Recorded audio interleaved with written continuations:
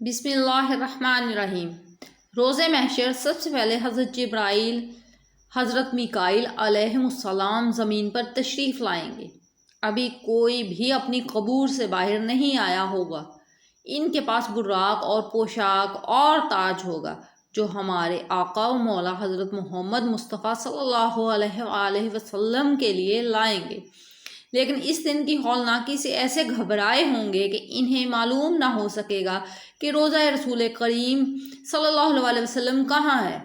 زمین سے پوچھیں گے تو زمین کہے گی، میں خود گھبراہٹ میں ہوں، مجھ سے نہ پوچھو، مجھے اب یہ خبر نہیں کہ میرے اندر کیا ہے اور کون ہے اور کہاں ہے۔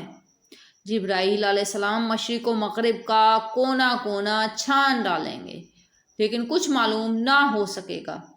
اچانک دیکھیں گے کہ خواب گاہ رسول صلی اللہ علیہ وسلم سے انوار چمک رہے ہیں۔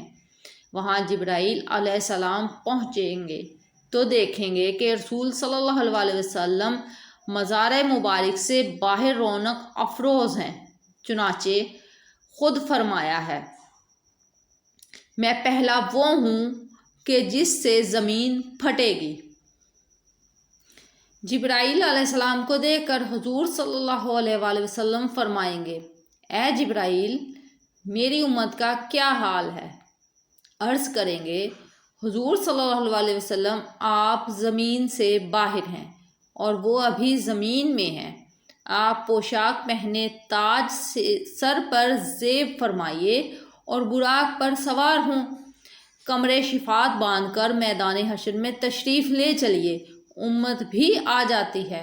حضور سرور کونین صلی اللہ علیہ وسلم میدان حشر میں پہنچتے ہی سر بسجود ہو جائیں گے، اللہ تعالیٰ کی حمد و ثنا کریں گے۔